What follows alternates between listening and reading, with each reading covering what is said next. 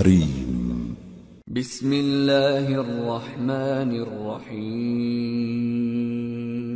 يا أيها النبي لم تحرم ما أحل الله لك تبتغي مرضات أزواجك والله غفور رحيم. قد فرض الله لكم تحلة أيمانكم والله مولاكم وهو العليم الحكيم. شروع اللہ کا نام لے کر جو بڑا مہربان نہایت رحم والا ہے.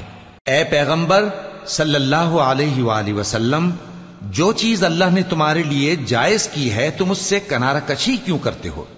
کیا اس سے اپنی بیویوں کی خوشنودی چاہتے ہو؟ اور اللہ بخشنے والا ہے، مہربان ہے. اللہ نے تم لوگوں کے لیے تمہاری قسموں کا کفارہ مقرر کر دیا ہے، اور اللہ ہی تمہارا کارساز ہے اور وہ دانا ہے، حکمت والا ہے. وَإِذْ أَسَرَّ النَّبِيُّ إِلَى بَعْضِ أَزْوَاجِهِ حَدِيثًا فَلَمَّا نَبَّأَتْ بِهِ وَأَظْهَرَهُ اللَّهُ عَلَيْهِ عَرَّفَ بَعْضَهُ وَأَعْرَضَ عَن بَعْضٍ فَلَمَّا نَبَّأَهَا بِهِ قَالَتْ مَنْ أَنبَأَكَ هَذَا قال نبأني العليم الخبير. اور یاد کرو جب پیغمبر صلی اللہ علیہ وآلہ وسلم نے اپنی ایک بیوی سے ایک بھید کی بات کہی تو اس نے دوسری کو بتا دی. پھر جب اس نے اس کو ظاہر کر دیا اور اللہ نے اس حال سے پیغمبر صلی اللہ علیہ وآلہ وسلم کو آگاہ کر دیا تو پیغمبر صلی اللہ علیہ وآلہ وسلم نے ان بیوی کو وہ بات کچھ تو جتائی اور کچھ نہ بتائی. سو جب وہ بات ان کو بتائی تو وہ پوچھنے لگیں کہ آپ کو یہ کس نے بتایا؟ فرمایا کہ مجھے اس نے بتایا ہے جو سب کچھ جاننے والا ہے، خبردار ہے.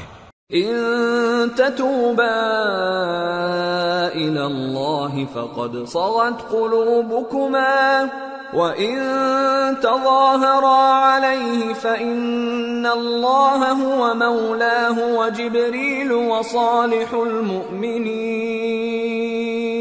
وَالْمَلَائِكَةُ بَعْدَ ذَلِكَ ظَهِيرٌ.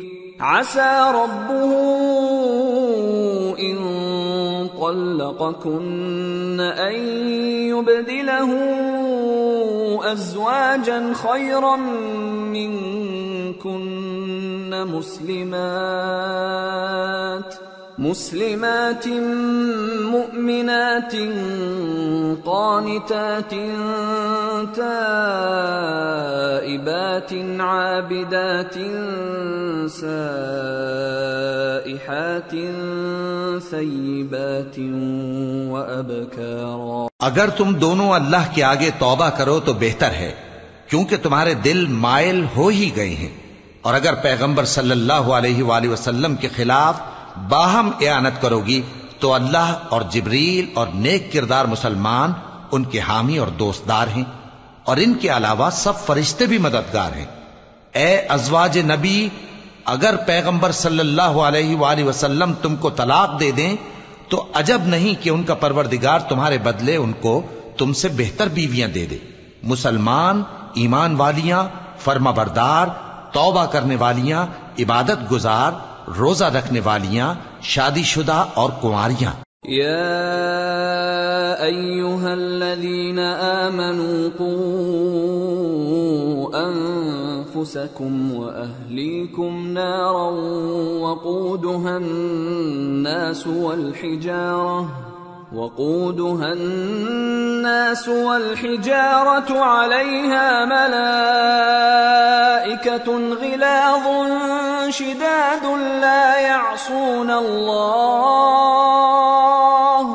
لا يعصون الله ما أمرهم ويفعلون ما يؤمرون. يا أيها الذين كفروا لا تعتذروا اليوم انما تجزون ما كنتم تعملون. مومنو، اپنے آپ کو اور اپنے اہل و عیال کو اس آگ سے بچاؤ جس کا ایندھن آدمی اور پتھر ہوں گے، اور جس پر تند خو اور سخت گیر فرشتے مقرر ہیں۔ وہ کسی حکم کی جو اللہ ان کو دیتا ہے نافرمانی نہیں کرتے، اور جو حکم ان کو ملتا ہے اسے بجا لاتے ہیں۔ کافرو، آج بہانے مت بناؤ، جو عمل تم کیا کرتے تھے انہی کا تم کو بدلہ دیا جائے گا۔ يا أيها الذين آمنوا توبوا إلى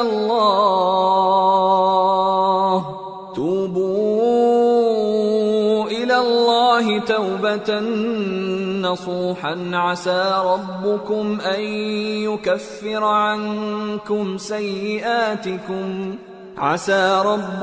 أن يكفر عنكم سيئاتكم